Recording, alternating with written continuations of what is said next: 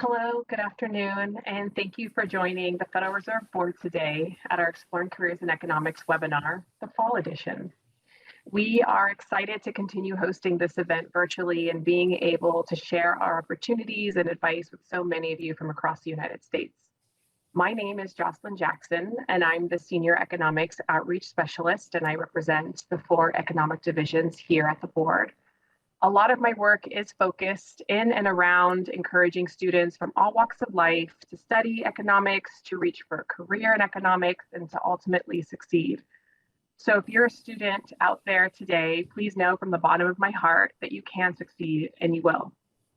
We have a really exciting lineup, or rather, I think we have a really exciting lineup. We will hear from not one, but 2 governors today.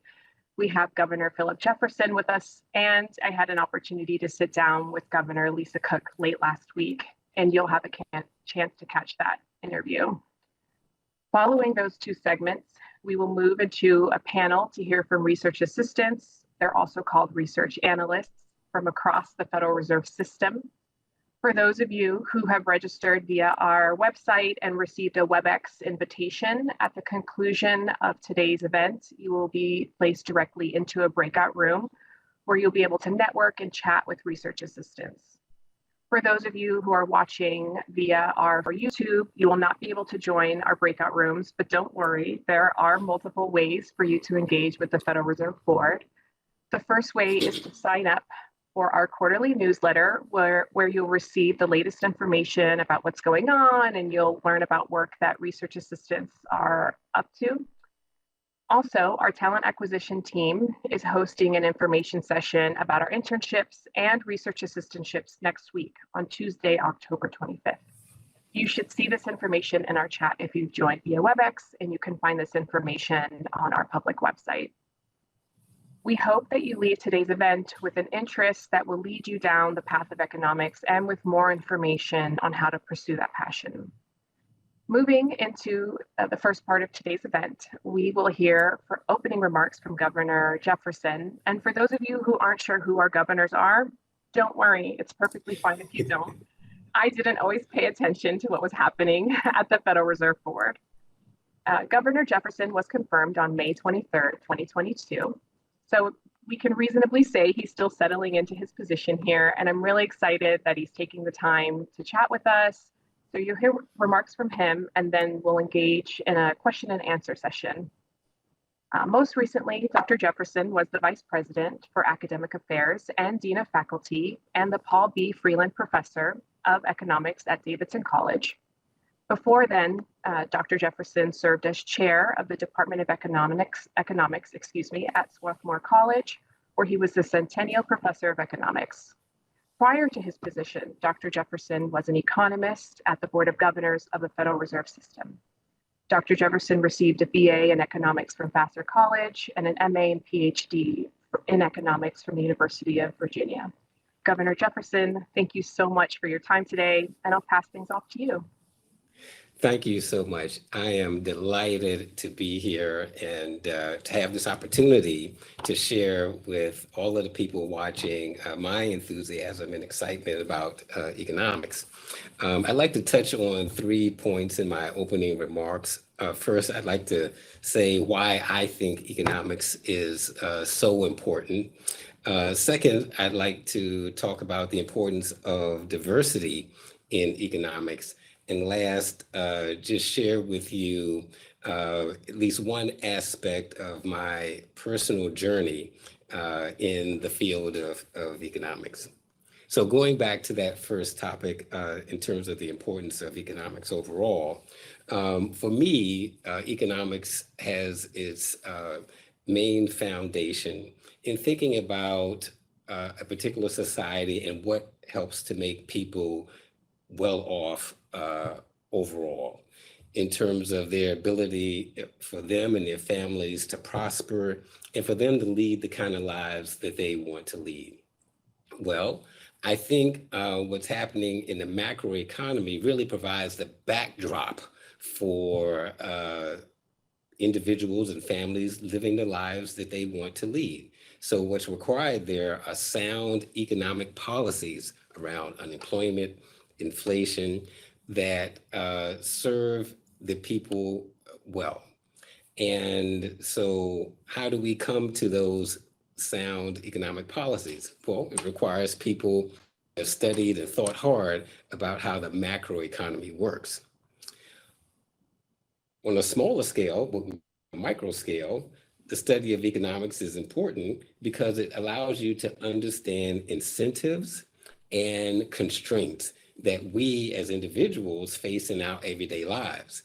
And if we understand what motivates people and the constraints that we face, then we are better able to make better decisions. So it is very important that each individual has the tools available to them so that as they're going about the economic aspect of their lives, they can make wise decisions that will help them, their families, and their communities. So that's sort of my macro and micro perspective on this first topic of the importance of economics overall.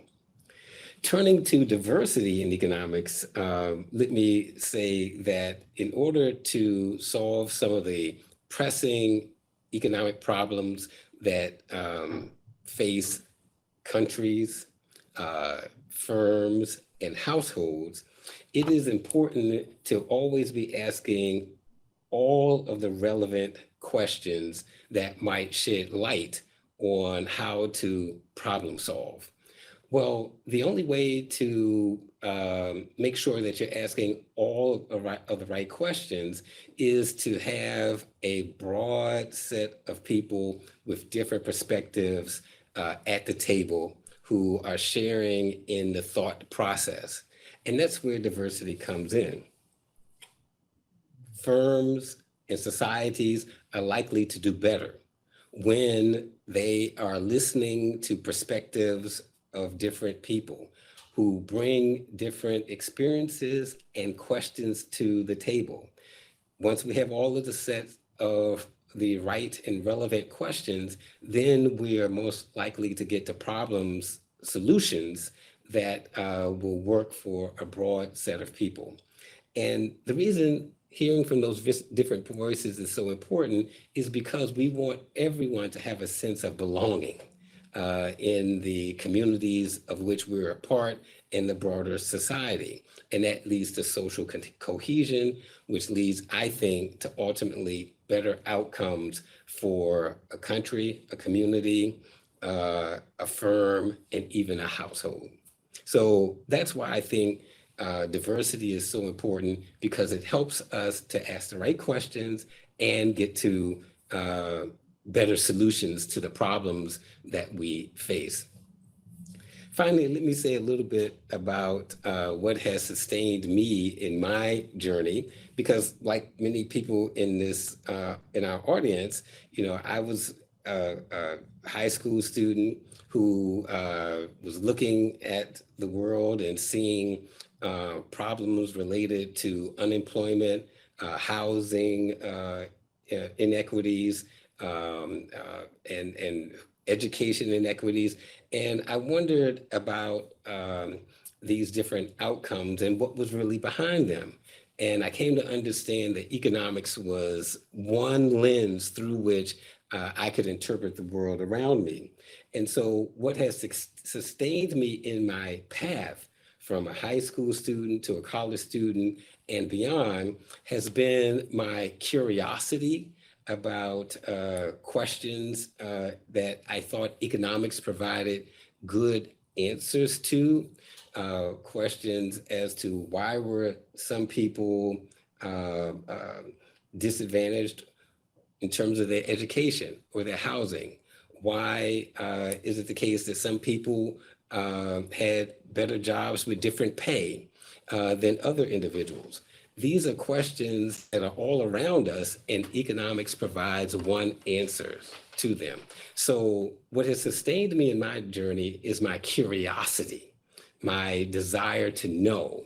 And so for anyone thinking about studying economics, I want you to know that economics is a fantastic tool for looking at the world and possibly answering questions. Or another analogy you might use is that it's a lens. It's one of many different possible lenses for answering questions that are all around us in our everyday lives. And I could only say that for me, it has provided a lifetime's worth of answers, and those answers often lead to the next question. So if you are someone who would enjoy learning throughout your life about topics that are of interest broadly, then I want to encourage you to consider economics as a vocation. And that's how I think about it. It's more than just a field of study. It's a way of looking at the world that allows you to understand and see into the lives of others. So I'll stop there, and then we can move to the next segment, maybe. Thank you so much for your remarks. And I really love that you stayed curious. Coming from academia, I'm really hoping to pick your brain from the perspective of a professor. And ultimately, my hope is that students can leave us with advice that they can implement immediately. Does that sound okay? Yes, certainly. Okay, great. We do have some questions from students. So those who registered for the event also had the opportunity to submit questions, and most of the questions today are from those students. So the first one is, what advice do you have for someone who is interested in economics but doesn't know what concentration to go into? Well, thank you for that question. My advice to that student would be the concentration in and of itself does not matter that much as long as you are passionate about that concentration and that you do well. Okay, so economics is a big tent discipline, and it is strong in many different subfields. So the key for a student is not to try to cherry pick one field or another, but rather to find that subfield that lights them up, that makes them energized and wanting to learn more, and hence that will lead them to do better. That's the discipline, the concentration to pick within the field of economics. Thank you. Moving into our next, what skills should students learn that they may not pick up in classes that would better position them to work either at the Federal Reserve or in economics in general? Well, I believe that an important skill to learn, or skills to learn, have to do with self-advocacy. Okay, this is an area that I think is very much underrated. In that, one, it's important to be able to advocate for yourself as you interact with professors. Because no one knows your story as well as you do. And so it's important to be able to communicate that story to others. And I'll give you an example that one can draw on would be, for instance, when you're asking students for professors for recommendations. I think it's important that you be able to produce a brag sheet that will say to a professor, this is what I've done in your class.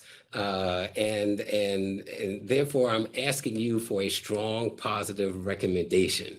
Now, that's something that no classroom, that you're not going to learn in any given classroom, but it's an important skill to have. I think it's important to be able to write well, okay? This is a broad-based skill that, depending on your classes, you may have done more or less at, but it's critical that you be able to write well, to project and convey your ideas. So if I had to narrow just two down, given the time constraint that we have, I would say self-advocacy is an important skill and the ability to write well. I love that. Thank you. And I'll just add, if you're having trouble with that brag sheet, I'm sure there are peers or career services that can help you maybe cultivate what that looks like for yourself. So don't be afraid to ask for help. Yep. Thank you. And what advice would you give to students who are interested in a career in economics, but maybe haven't landed an internship or an RA role just yet? Well, great question. And I would tell them that if you are an undergraduate and or someone who's recently graduated from college and you're thinking about what's next for you in economics, I think it's important that you not be so concerned about the specific opportunity that you are in right now or contemplating right now. So the first thing I would say is don't be discouraged, okay? But it's important that you continue to put in your applications. I think it's a big advantage to have some real world experience. And that experience, particularly if you're thinking about advanced work in economics, does not have to be in an economics field in and of itself. So in the profession of economics, we want people who have had real world experience. So I'll give you an example from my own background. One of my summer jobs while I was in college was selling books over the telephone. Okay. And you might think, well, wow, okay, what does that have to do with eventually going on to be an economist? And the answer is nothing, but I needed a job. Okay. And that was the only job I could get. So I sold books over the telephone. Now, what that did was give me a chance to really interact with a broad set of people across the country. And that informed what I ultimately went on to do as I was thinking about the economic organization of the American economy. Awesome. I love that. Thank you for sharing. I'm sure we've all had odd jobs here and there that have prepared us one way or another. I Yes. do have a final question for you. And this one, we're shifting gears a little bit. It's more about your role now as governor. What does your day look like? And what is the favorite part of your day? I'm sorry, Well, of your job, excuse me. okay. Well, this job is, I'm very fortunate to have this job and to serve in this role. And I'm so thankful for that. In terms of the everyday aspect of the job, it involves a lot of meetings and reading. Okay. So on a normal day, I will come in and I'll have 3 or 4 meetings with colleagues or members of the staff here, where they're just trying to help me to understand what's going on in the US economy. And as a part of that, they'll give me many materials to read. So I'll spend part of the day reading. Now, that's my usual day. The days that I would highlight as very special is when we are actually in the process of implementing and making monetary policy. And those would be the 2 days every 6 weeks or so when the Federal Open Market Committee meets. And the members of the Federal Open Market Committee get together and we talk about what the interest rate should be in the economy, for example. And as you can imagine, those are very interesting discussions. And those are very rare days, but they're also quite exciting. So there's some rhythm to my everyday work experience, and interposed in that usual rhythm are these particular days of interest, which I enjoy very much as a part of my overall job. Thank you so much. That's all the time we have today, but I hope to have you join us again in the future. Thank you so much, Governor Jefferson.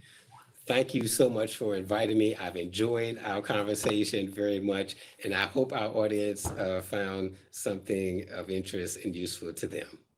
I love it. Have Thank a you. great afternoon. You as well. Bye bye. Bye. Uh, Now we'll move into our interview with Governor Cook. As I mentioned earlier, I had a chance to sit down with her last week and get to know her a little bit more.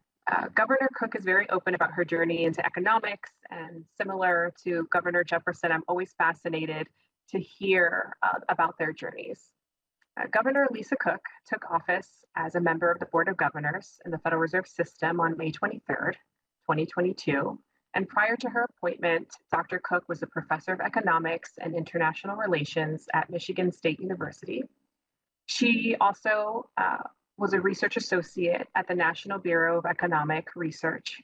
Previously, Dr. Cook was on the faculty of Harvard University's Kennedy School of Government. During her time at Harvard, Dr. Cook also served as deputy director for Africa Research at the Center for International Development. Before then, she was a national fellow at Stanford University. Dr. Cook received a BA in philosophy from Spelman College. As a Marshall Scholar, she received a second BA in philosophy, politics, and economics from Oxford University. She earned a PhD in economics from the University of California, Berkeley. I hope you enjoy this interview as much as I enjoyed speaking with her.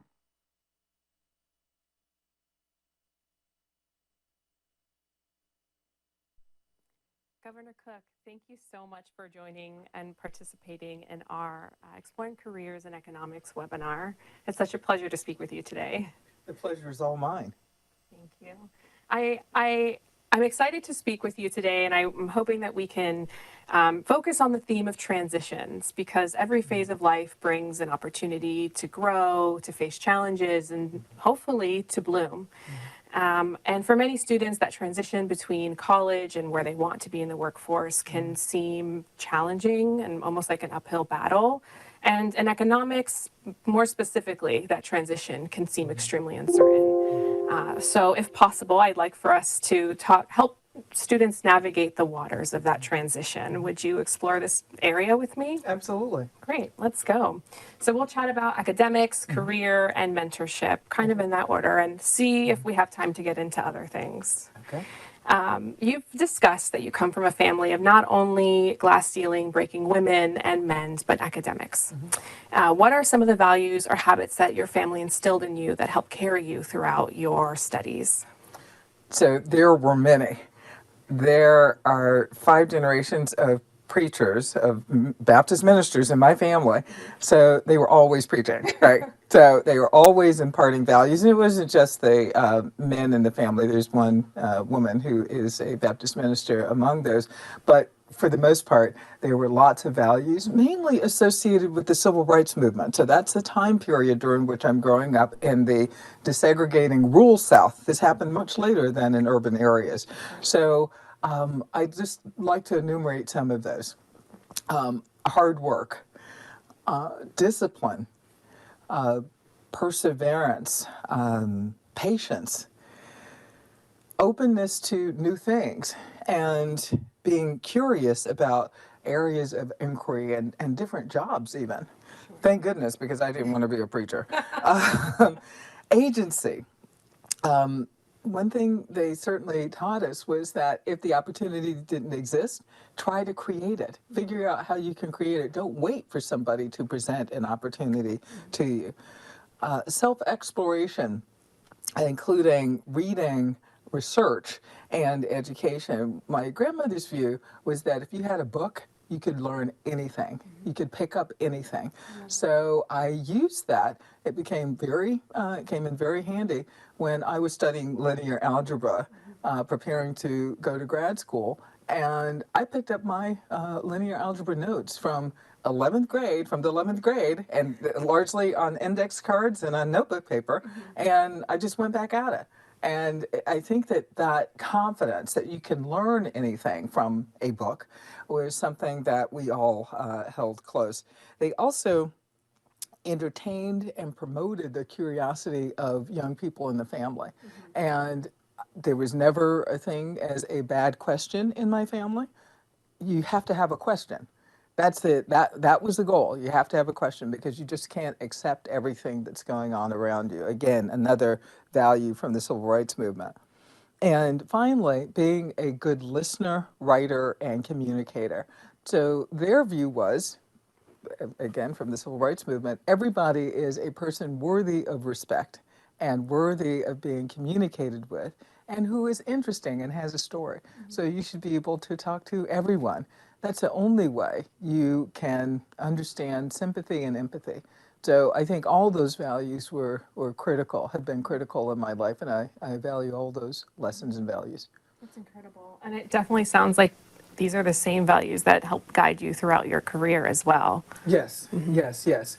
And actually, I'd like to focus on three of those, not the entire list, but in terms of discipline, it may sound trite to say discipline, but the discipline that I was taught to use in studying certain fields like languages and calculus and mathematics, I implemented when I was at CEA working on the Eurozone. So I get up at 3 o'clock in the morning. Oh my gosh. I get up at 3, study. Now, and there are housemates. I have several well-known economists who were my housemates at different periods of my life who can verify that this is my schedule. But I get up at 3. Between 3:30 and 4, I would start working. Sometimes it was on the Russian language. Sometimes it was on a computer program. Sometimes it was reading a difficult text. But I tried to get all of that in the morning because what we know about education and about learning is that, especially for math, that's better done in the morning. So I tried to get all of that done in the morning. And when I was working on the Eurozone, had to be up at 4 o'clock Yeah. at work by 4:30, and I would have to have the briefing on the Eurozone to the senior folks at the White House by 7 a.m. So there's a lot that happened in that period because there's a lot that was happening in Europe during that period every day. So I just took that value of having a schedule, having discipline, and putting it into place. I think another one, perseverance, is one thing that has held me in good stead, along with curiosity, promoting curiosity.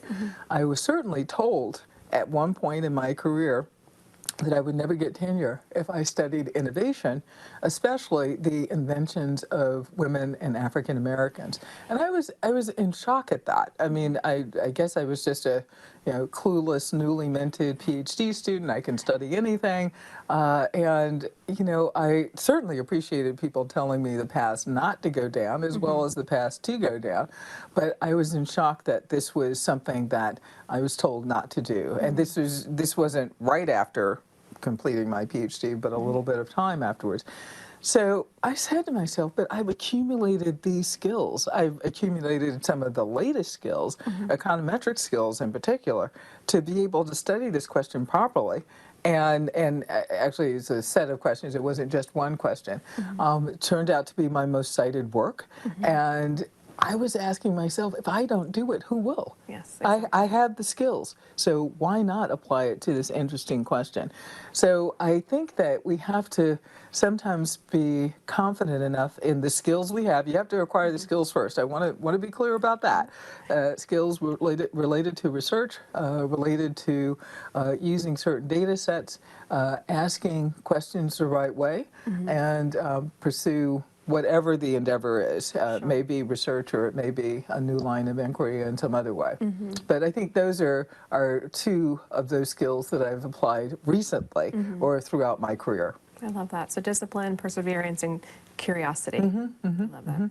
So follow up to the discipline. Are you a coffee or tea person? Okay, I am currently a tea person, but not by choice. Okay. Not by choice. And depending on my understanding is that Tea is worse in terms of stains on your teeth, so I may be switching from that too. So there are a lot of realities that start to set in later in life. So yes, if I had my druthers, I'd be a coffee person. Sure, I'm Yeah. still a coffee person, not yet tea. Maybe I'll get there one day. Awesome. Well, thank you. I'd like to reflect on your career a little bit more. So, you know, I feel like a big question for students is how do you prepare yourself for that next opportunity, right? So when you were confirmed for your, you know, to be governor, when you were faculty at Howard, or even when you were taking on the American Economic Association summer program, how did you prepare yourself for these opportunities? That's a really good question. I think that the first ones that I talked about were the ones that had to be in place already. Sure. Because you can't learn discipline overnight, you can't learn perseverance overnight, can't learn resilience overnight. So I think just having those in place held me in good stead. And like I said, I just picked up these notes from linear algebra in the 11th grade and just started again 15 years later. And I think that making sure that there was a routine that I could play out gave me confidence that I could actually do the subject. So having the framework, it's almost like having a checklist. Knowing what you have to do gives you a sense that you might be able to accomplish it if you're checking things off one at a time, not attacking the entire list, you know, get a PhD, get married, have a house, have a career, you know, I got to do this by Tuesday, you know, Sure. Oh, all of that by Tuesday. I think that is helpful in attacking big, ambitious projects over a lifetime. Interesting. And how did you determine for yourself that these moves were the right ones for you, and you know whether they aligned with your values? So I'll answer that question, but it will also be related to the last question. One of the things that I always did in terms of being a good listener that I was told to be was talking to everybody. And you know, if you treat everybody with respect and you know they're interesting and they have a story, you want to hear from them. So I identified people like Alice Rivlin, former vice chair of the Fed, Nobel laureates like Milton Friedman and Paul Romer and George Akerlof and Ken Arrow. And I was asking them, particularly about research, what is the best way to do it? First of all, what are the best questions? I was testing out hypotheses, right? So they had no skin in the game. They, you know, there's no more to do as an economist. You know, they had the Nobel Prizes, and they were very frank about what was good and what wasn't, what was interesting to pursue, what wasn't. And they gave me confidence. So they provided a counterbalance to the voices at the very beginning of that research I was telling you about. And they said, this is absolutely worth pursuing. And had they not been there, I doubt if that research would have seen the light of day. And I certainly might have believed the first people who were saying that this is not worth doing. So just talking to everybody, understanding that they can be mentors. How did I find these advisors? Well, I have an advisor for everything. I mean, I have a mentor for everything. I have a mentor for organization, the home organization and office organization and sort of professional organization. I have a mentor for new software packages. So I have people who do that well, adopt that well. I have a different mentor for everything. And there's no one person who can mentor me in everything. So I accepted that early on, and just sought out those kinds of people. And I've been lucky enough, just to be clear, I've been lucky enough to be in places where I can ask some of these people these questions. So happened to be at Stanford where a lot of these Nobel laureates were, and they had the time to give me. So there is a lot of luck involved. This isn't just Lisa Cook creating everything that happened. That's not it. Yeah. Well, and that gets into my next question around mentorship, right? Because you have mentioned a long list of family, friends, and professionals. So I guess I don't know if you can think back to when you were first reaching out and when you were in your studies, what did that outreach look like? I know sometimes for students it can feel really intimidating. You Oh, have these sure. big Yeah. names, but at the end of the day, we all put our pants on the same way. Right, sure, sure. So how did you go about fostering those relationships? There is something called blissful ignorance. Respect, but blissful ignorance, Okay. right? So with Alice Rivlin, I've told this story a couple of times, told it at her memorial service, in fact. I approached her absolutely not knowing who she was. I knew she was an economist. I just didn't know, like, I had no idea she was the first director of the CBO. Had no idea that she was this stellar figure, the superstar in Washington. Had no idea. But I didn't know anything about think tanks. I knew that she was an economist, and she was a very good one. So I was asking to be her RA, and she accepted me to do that.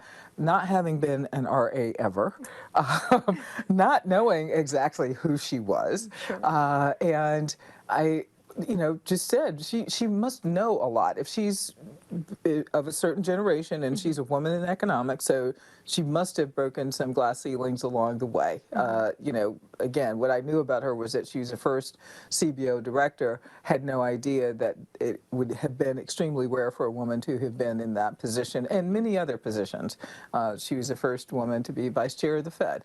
So I really drew the long stick and approaching her. But I had no, and I think that actually was helpful because I was looking at her as a person to be respected, right? I knew something about her accomplishments. I didn't know about all of them, and I just wanted to do a good job. And I think that is the guiding principle for my approaching anybody, that I know enough to respect them and to have identified some trait that I would like to mimic, that I would like to emulate. I didn't want to know it all in every case because that would be overwhelming. Because my circumstances are going to be very different from a lot of other people's circumstances.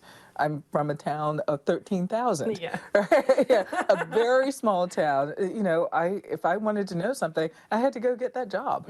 And one of those jobs, for example, was a phlebotomist. And I don't think many people came from such a background. So I didn't want to be overwhelmed by the opportunities that I might not have had, not because I didn't deserve them, but because that was just the circumstance I was in. So what is your advice when a student comes to you and they're, you're a mentor, but they're looking for another, right? Because you've mentioned having multiple. What is like some solid advice you've given in the past? Obviously be respectful, but what else can they do to cultivate their own list of mentors? I think the top one still is, don't look for a mentor to be a panacea for every issue you have, because that person will be disappointing. And make sure, as a mentor, if you want to be a mentor, you have to make sure to listen to what the mentee needs. So as a mentee, you have to be able to communicate that one thing that you need, because you can't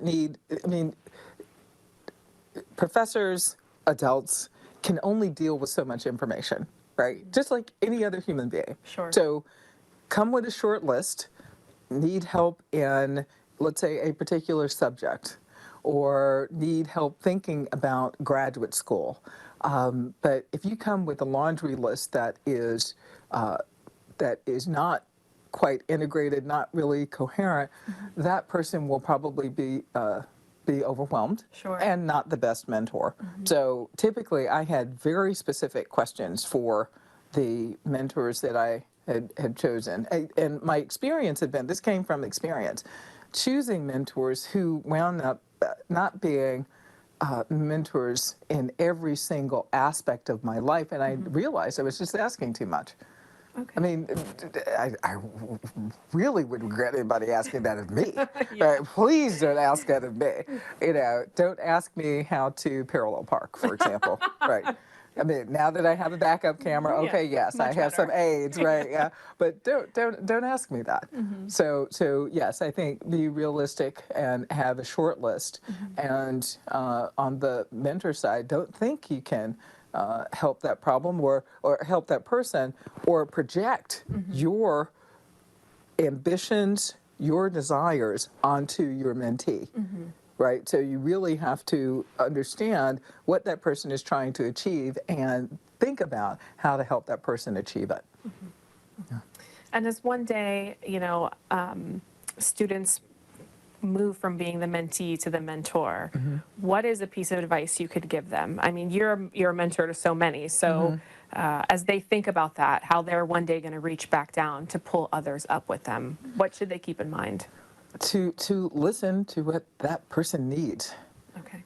And make sure that if that person is not very specific, that you draw that out of that person, because it will be, pretty much a disaster if you're trying to address every single issue that student has, that mentee has. I can understand that. My sister always reminds me, Josie, you can't boil the ocean. You can't solve everything out there. So just take it one piece at a time. Right.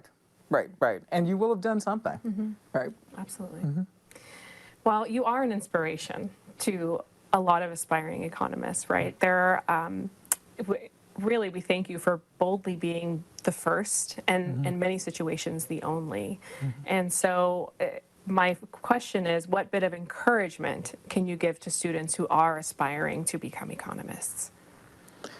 So in our conversation just now, you've only heard a part of the story, right? But I want to say I am here. I did it, and many of us did do it, like Alice. And economics, just keep at it. We're here. We're trying to keep the door open for you. We got our foot in the door. We want to make sure to keep it open for you. So that's the advice I would have. Okay. We'll definitely just get our elbow or our foot in there. It's not going to close for sure. Hoping that that's the case. Right. It has happened in the past. Yes. Wow. It has happened in the past. Certainly doing our best. Right, exactly. Well, we'll transition a little bit into something else. So we're amid the research assistant recruiting cycle. So for research assistants to start next summer, and we're about to begin the economist recruiting cycle. And my hope is that as other people see our interview, right, that they feel that the board is accessible, that it's a place where they can come to learn, contribute meaningfully, thrive, and advance. So I'm wondering, as I'm sure many others are, how are you feeling now that you've been here about 6 months? How are you settling in? It's been a challenging time. So let's establish that to begin with. Okay. But I am fascinated every day at what I am learning or relearning every day. And I teach macro. I've been teaching macro for over 20 years. And there's something about macro that I learn every day. Like, oh boy, is that how that really works? Oh boy, oh that's good. I need to update my syllabus. But in all seriousness, I'm drawing on all the skills that I've ever acquired, including ones that aren't so obvious from my resume. I'm drawing on the ones that I learned at Solomon Brothers, just being a stock analyst and trying to understand what market participants are thinking, for example.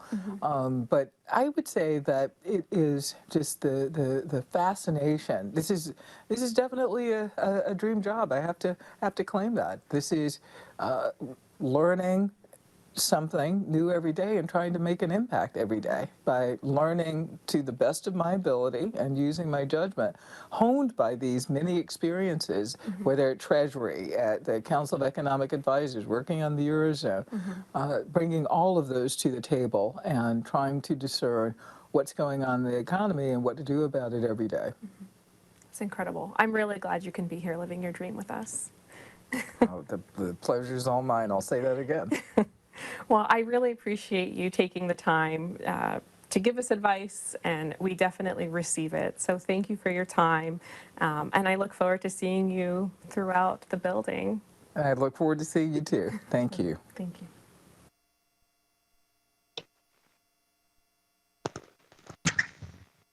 Thank you for your attention thus far, and I really hope that you're gaining some valuable advice here today that you can incorporate in your studies and in your career endeavors. Before we move into our panel with research assistants, I wanted to quickly see if I can answer some common questions that we receive. Our internships are currently posted on our careers website. You have until November 4th to apply. For specific eligibility questions, please review the job posting carefully and what application materials are required. It's all listed there. We are accepting applications for our research assistant program through January 31st, 2023 to see opportunities across the Federal Reserve System, so not just exclusively the board, but also the 12 reserve banks. Please visit fedeconjobs.org. Again, fedeconjobs.org. For specific eligibility questions, please refer to the job descriptions and requirements there as well. So moving into panel time, we have 5 research assistants with us today, and I'm going to allow each of them to introduce themselves, and then we'll move into more of a rapid fire question and answer session. So RAs, basic intro, name, major, year of graduation, all that jazz. McKenna? Hi, everyone. My name is McKenna Schwinn. I am currently a second-year research assistant at the board, so I've been here for just over a year. I graduated from UC Berkeley in 2020 with majors in computer science and business. I'm currently a research assistant in the Division of Monetary Affairs at the board, and within that, I'm in the macro financial analysis section. So what we do in terms of our policy inputs has a lot to do with financial conditions, how they're affected by monetary policy, as well as risk sentiment in the financial markets, such as like the corporate bond market. We look at the asymmetric impacts of monetary policy, like a positive versus negative shock. We look at how different parts of the yield curve can predict recessions. But then the economists in my group have very broad research interests that are, yes, they do these things, but they also do a lot more. We look at inequality, we look at innovation and growth. So my section basically does a lot of different things.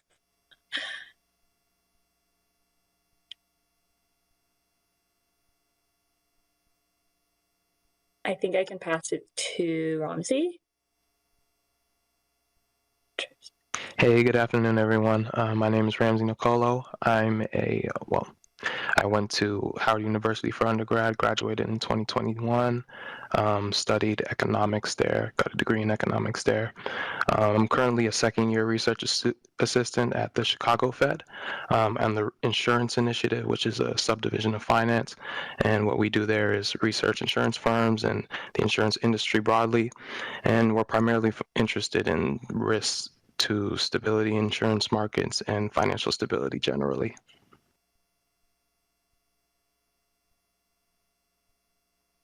I'll pass it to Marco next. Hey, I'm Marco Tehardat. I'm an econ major, graduated from Florida State in 2020. I'm working in the financial structure section of the Research and Statistics Division. And we're one of the few sections that deals with a more micro side of econ.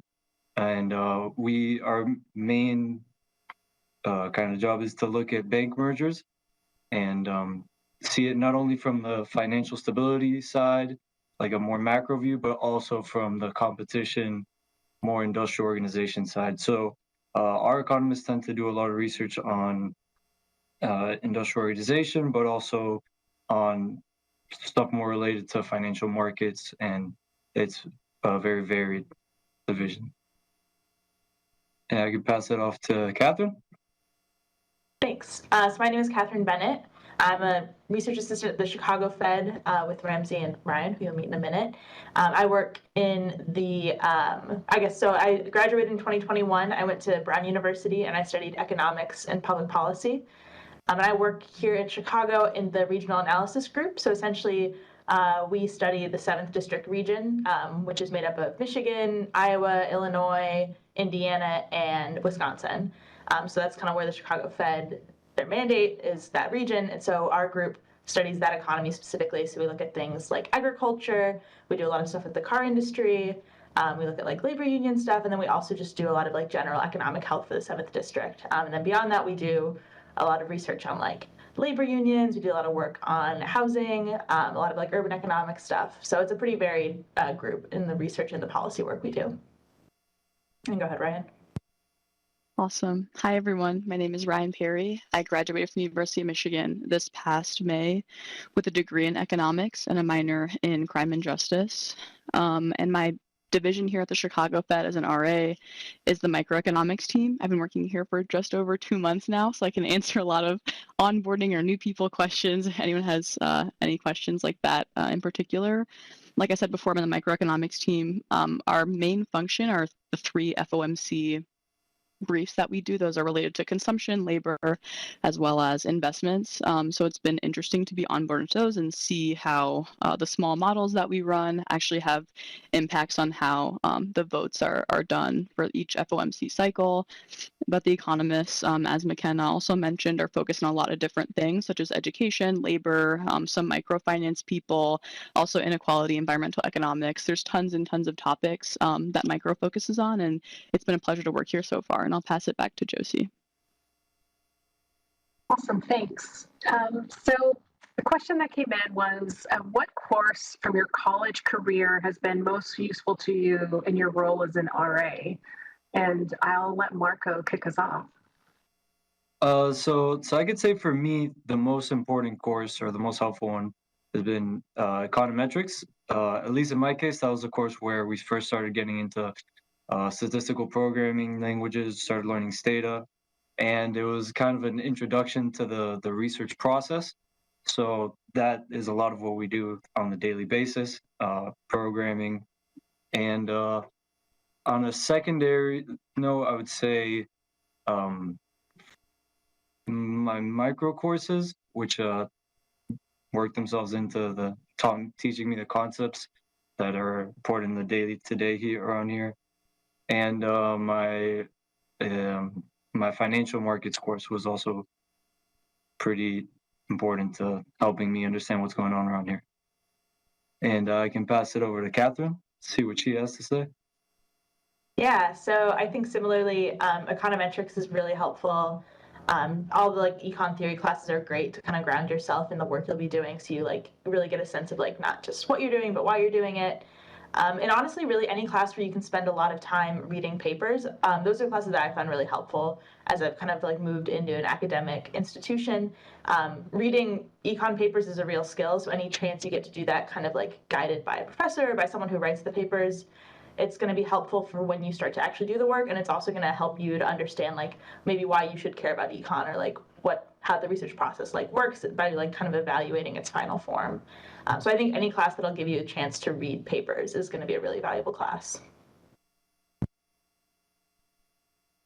Yeah, and I will second what Catherine and Marco said about econometrics. It's very, very important to learn those just because every day The Economist is kind of the language that you speak in when you become an RA.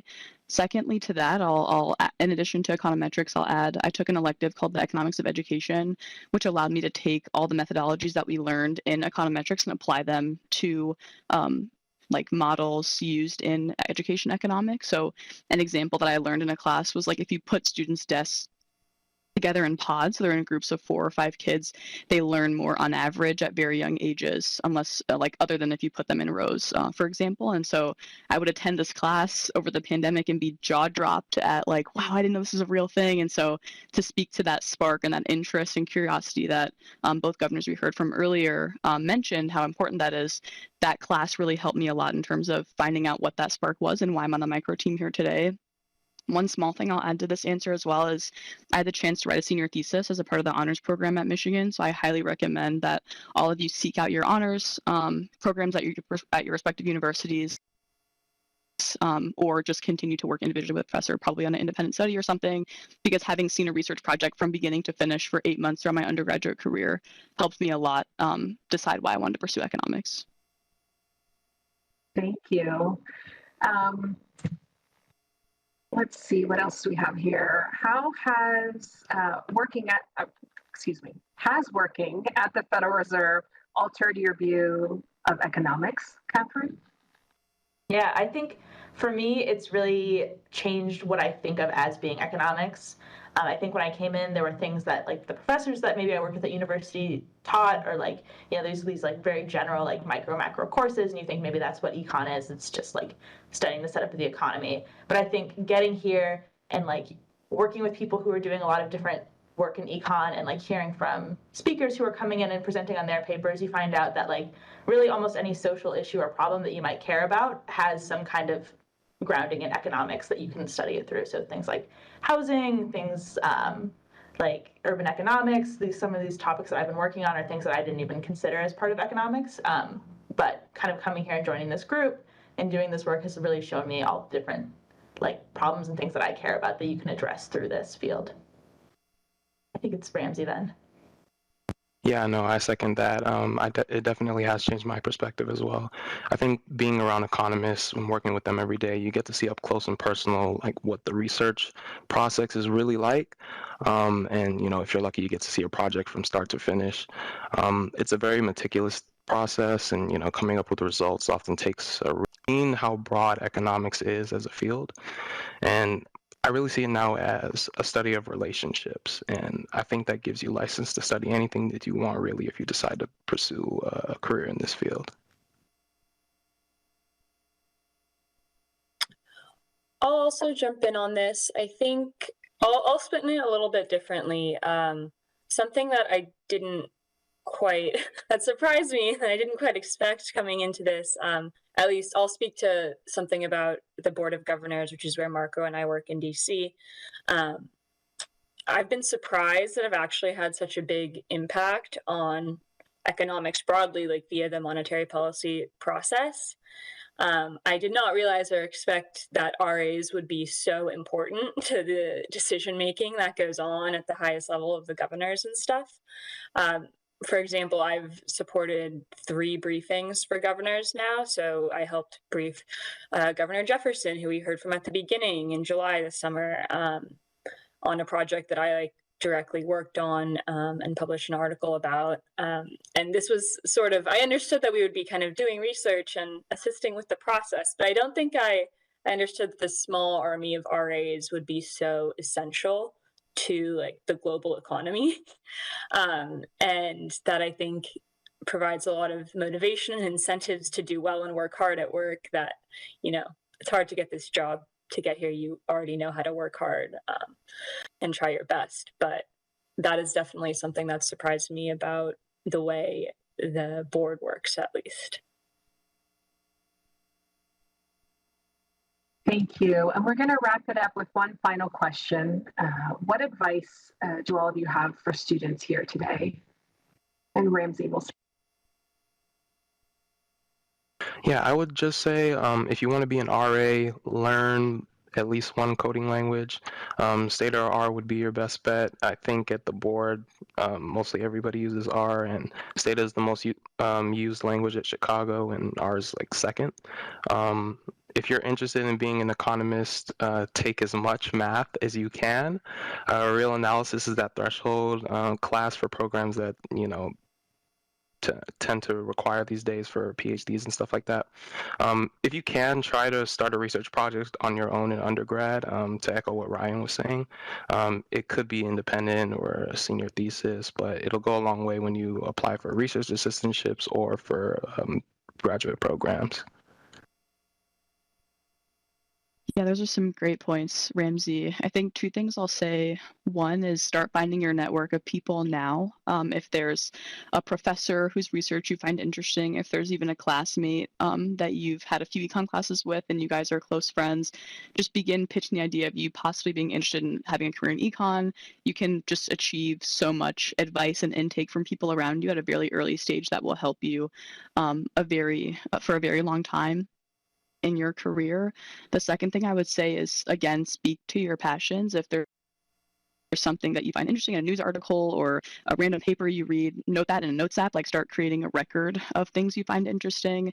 And the final thing I'll say is continue to just work hard. I think that's probably the number one piece of advice, that at every single stage it's important to give it your best, because you never know who's watching you or who could help you with the next opportunity that comes your way. And yeah, I would definitely echo what Ryan and Ramsey were saying about programming languages. That's an indispensable skill if you have any interest in econ, and it goes a long way in general. And I would add on, building on what Governor Cook said and kind of what Ryan said, that don't be afraid to reach out to people. It definitely seems daunting at first, but when you're exploring careers and you're exploring what you want to do, reaching out to people, just cold LinkedIn messaging. That's how I got in contact with Jossie after learning about this, and brought me a long way. And I would definitely say don't be scared to reach out.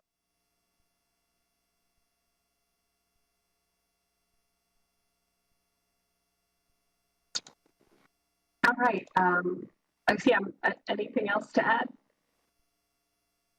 One thing I would add is, so, you don't, while like having these classes are really important, I don't think you need to treat your education like a formulaic way. Like, for example, I never took econometrics or real analysis because I was not an econ major, but I made up for it in other ways. I took classes in the statistics department. I took computer science classes.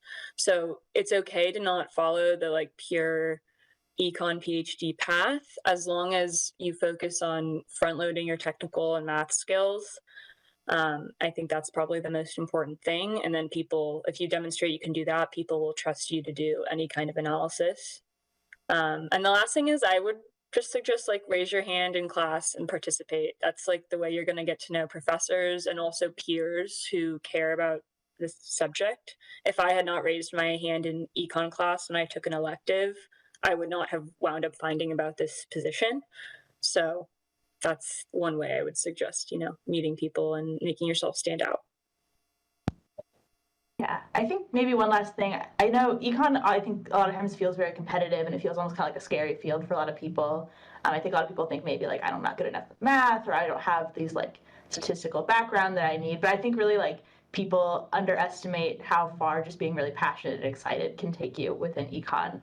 So I think if it's something you're really excited about and you're really interested and you really care about things, just like not getting discouraged by feeling like maybe I'm not, like I don't fit in here, this isn't the right field for me, I'm not good enough at this or that. Really just like being committed to like continuing to push and like being passionate and excited about topics, I think takes you a lot further than people realize, especially in economics. Great. Thank you all so much for your time and for your advice today. I always love hearing from RAs because you really are at the forefront of this work. So thank you. Hopefully we have viewers that are still with us. So thank you for your time and your attention today. It is truly a joy to be able to bring, exploring careers in economics directly to you.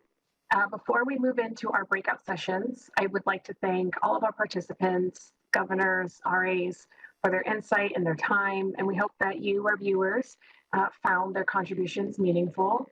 I would also like to give a special thank you to Robin Capetto, the Public Information Outreach team, and everyone else behind the scenes for their continued dedication to exploring careers in economics. Ways to keep in touch include our quarterly newsletter, joining our information session on Tuesday, October 25th, and visiting our website to view a number of other ways that you can stay in touch with us. It cannot be stated enough that our economy belongs to everyone, and as such, we need to be sure that all are represented in this field. We hope to see your applications for our internships and for our research assistant opportunities soon. Thank you again for your time and attention. And for those of you who signed up to join a breakout room, you will be automatically moved. Thanks again for joining us. And this concludes this portion of the event.